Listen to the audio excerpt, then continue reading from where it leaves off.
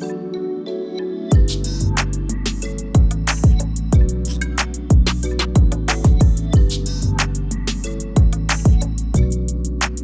Yuri. I'm Jacob. And we're going for a drive.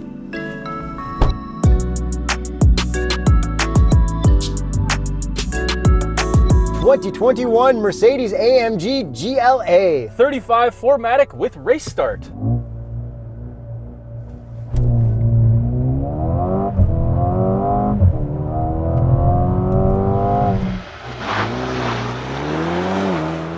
That's good. Horsepower and torque. 302 horsepower, 295 pound-feet of torque from a 2-liter 4-cylinder turbo. So previously we drove an A35 Mercedes. Yes, which is the hatch that Canada gets. America does not get it, and Europe gets it in a 45 and a 45S as well. And this comes in 35 and 45 in Canada. Correct. So we have the 35, which is the slower one, which is not the real AMG because it does not have a handcrafted engine. And it's pretty much the same as the A35, but lifted and plastic cladding and a little bit more SUV-ish. Exactly. And previously in the last generation, we drove the GLA45. Yeah, that was a little rocket. But there was no 35. Correct. But that was like the A-class because it was more hatchbacky than SUV. Yes, and now it looks like an SUV, so the A35 now exists because that's the real hatch sedan sort of thing. And then the GLA45 compared to this GLA35 looks pretty much exactly the same on the page builder. I feel like the only difference is they open up the vents at the front. Yeah, and you can get the aerodynamics package on both of them, which will make them look pretty much identical. So hopefully you followed along with all of those crazy numbers. Yeah, do you understand what this car is and where it sits? And if you like detailed explanations like that, don't forget to subscribe to our channel because we pretty much just live different specs of cars and that's our life now. Pretty much. Now a little boot through cliche. Not bad. Little understeery. It definitely understeers a lot more than I would have hoped. But it does feel pretty good.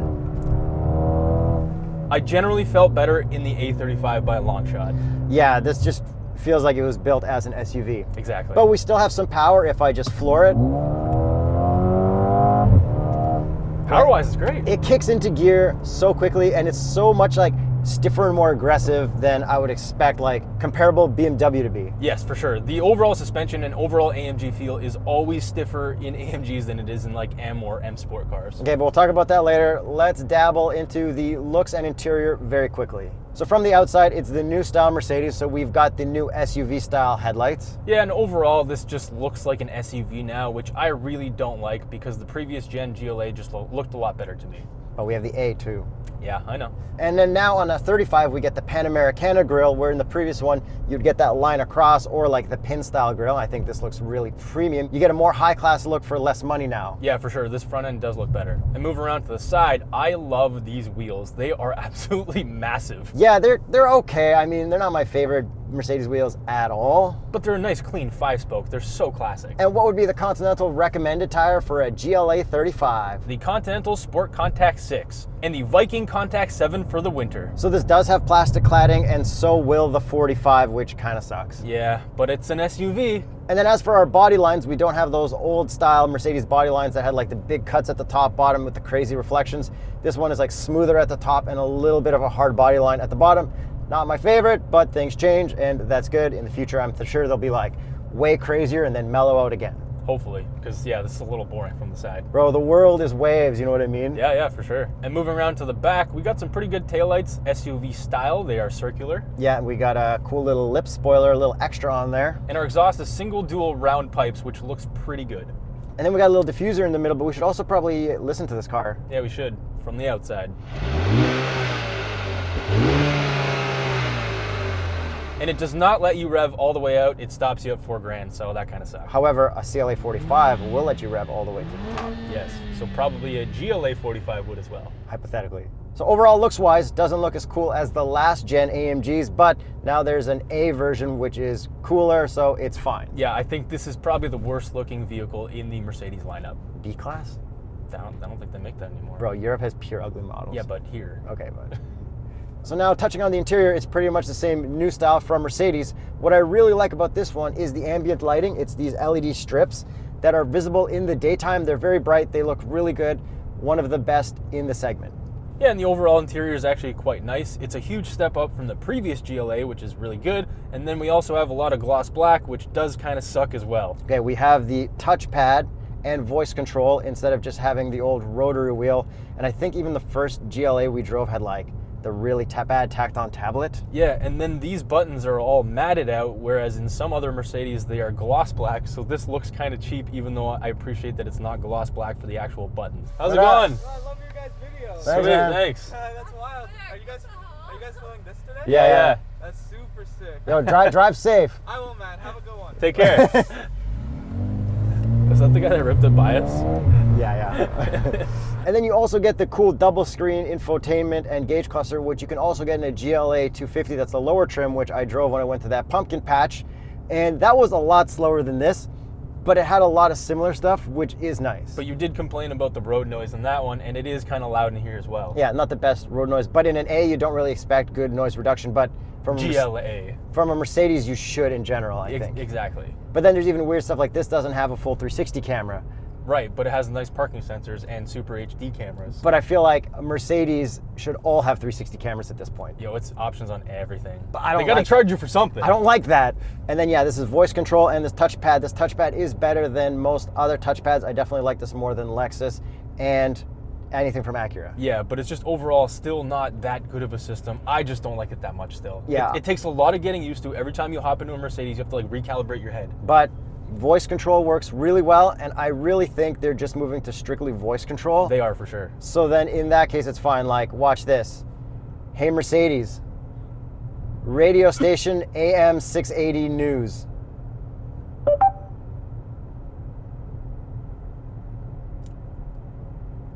Ah, see? Okay, yeah, it did it. It's fine. It's All not right. it's not like the most intuitive, but it works. It's a new style of thinking. Yes. And then just like all the other AMGs, we've got our little knob on the steering wheel here for your modes and the little buttons on the left so you can change stuff. But that is an option.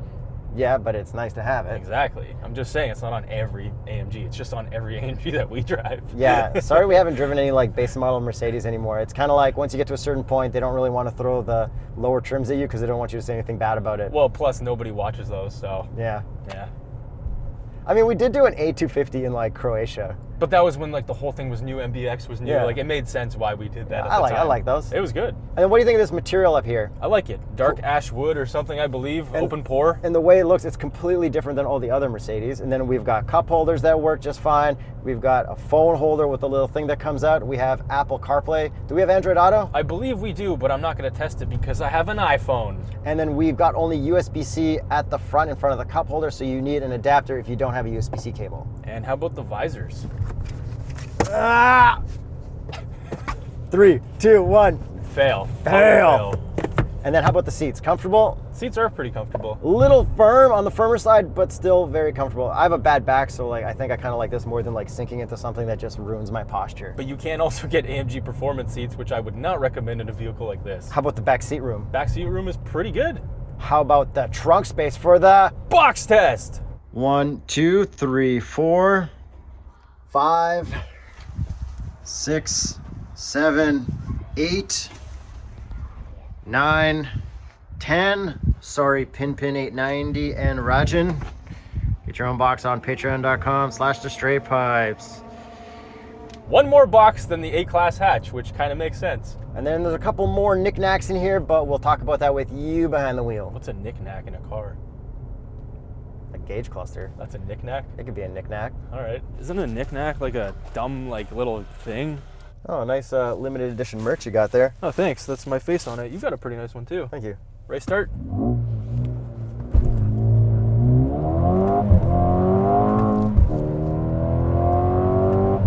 That's really good. I did bog down second a little bit, but the gauges are also crystal clear to tell you when to shift. It's just not quite as fast as I would have hoped. Yeah, not as juicy in manual mode. Just keep it in auto for launches. For launches, yes. For everything else, manual, because it's still really fun. All right, so we've got, I think, the super speed gauge or whatever. Super sport. Super sport gauge.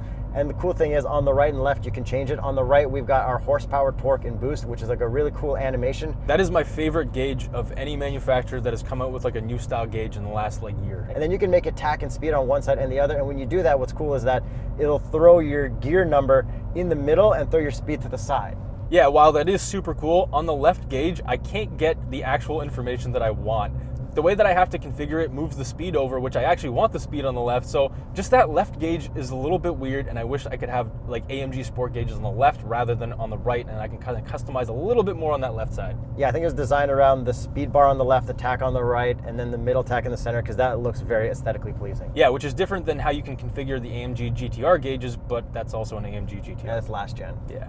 And before we hit Cliche Corner, we should probably put this in TrackPace and use the TrackPace app connected to my phone so we can record it, right? We probably should, but can we? No. In the A35 video in like June or July, they said, yeah, in 30 days it'll be ready. They updated the app and we're like, yeah, set up the camera. And then it still said, no, you can't do it. So Mercedes, work on that, please, I guess. Yeah, I don't know what's with that. It's been way too long for that not to work. All right, Cliche Corner time. Before we hit Cliche Corner, I'm going to put in Sport Plus because we don't have a race mode because this is not a 45. So full send, and it definitely wants to understeer at first. But I mean, after that initial understeer and once you understand what's going to happen, it's pretty controllable, and then the rest of it is really neutral. Unless you have any bit of traction on, in which case it bogs down your gears in the worst possible way, and Mercedes is one of those that when it bogs down very poorly. Yes, it cuts the power heavily, which is why we have the traction off for both of us the entire time. So I get why they did that for a 35, because they wouldn't do that for a 45, because they traction manage the 45s and the real AMGs much better than they do the fake AMGs. Well, if this was a real AMG, it would have a signature under the hood. Does it have a signature under the hood? It obviously does not. It is AMG enhanced. Yeah, I don't know. I think it's cool still. No, it's still good. Like, the powertrain is fantastic, but it's just not a real AMG.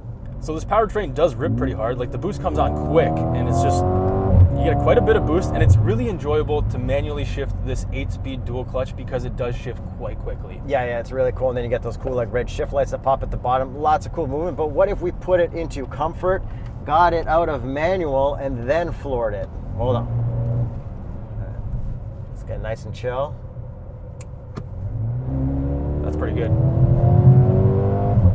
It's nice. It like takes a second to kick into gear, but once it does, then it feels like you're in full power mode. Back into Sport Plus mode. Let me put you into manual, and your traction's still off. Perfect, thank you. So we can also change the adaptive dampers because we have the optional suspension here, and it is quite stiff. Like, Mercedes suspension is definitely much stiffer than BMW and Audi suspension, and I don't think it's actually quite good for a vehicle like this. I understand it in a 45 because you really want that performance there. For a 35, I feel like they should just soften it up, which is why I really think that you should option this adaptive suspension so that you can just drive this in comfort while having everything else in Sport Plus. Yeah, well, remember how hard BMW screwed up the X2 with their suspension, how stiff that was? Yeah, that was really This bad. is like a million times better than that. Like, this is nice, and this is soft enough for dealing. The M Sport suspension on the whatever, yeah, the X2, yeah. And considering this is 4MATIC, this is not 4MATIC Plus, so it's definitely more front biased. It does send like quite a bit of power to the back, but it's not 45 4MATIC Plus-ish. Yeah, I think this amount of power, 35 power, is for people who want higher than normal power. They want the AMG badge, but they're like, I really don't need 45. Like, I don't need to pay that much. It's like that little bump in between. Yeah, I totally get the business case for this, and I totally get why people would buy this particular one. And especially with that Panamericana grille that you get on the 35. However, even though I understand the business case, I would 100% recommend the A35 hatch over this anyways. Yeah, you don't need this extra bit of lift, I don't think. No, you really sit don't. higher, but even like sitting higher, it's not even like that good. Like, if your cottage is that much steeper, like this doesn't have air suspension, it's a little bit higher, but just get the A35. It's going to drive better, it's going to handle better, it's going to feel like it has more power even though it has the same powertrain. It does go 0 to 100 kilometers even faster. It looks better.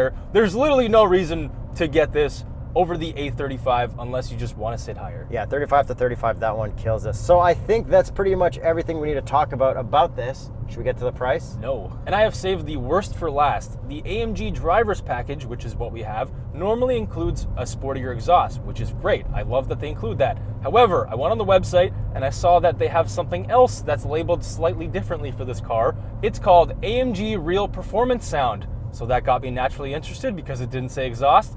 You pay for pumped-in audio on this car, so now I'm going to floor it and use that paid pumped-in audio. I don't like the tone of it at all. I like the tone. I think this is one of the better pumped-in audios throughout the business. It's better than a BMW pumped-in audio, but it's still pumped-in audio. But what's better than this as pumped-in audio? Maybe a GTI or a Golf R? Golf R, okay, yeah, but even this I think is better. But let's toggle through that. So let me get into the modes. So let's do a slow pull in a low gear, starting in Sport Plus.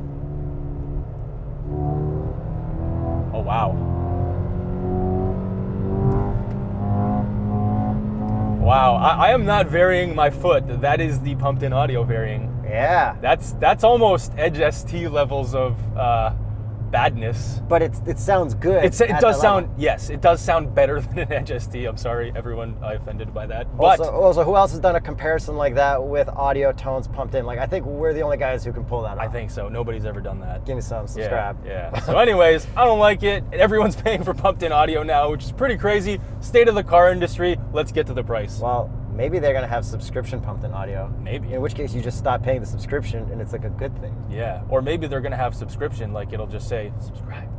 Get to the price. Starts at $52,900 Canadian. and this one's optioned out to $60,750, which is not bad. So I get that. It's an AMG, so it has to cost at least, I think, 50 grand Yeah, pretty much. Canadian. So like, whatever. And you're not getting the 45, but you're still getting like a bunch of power.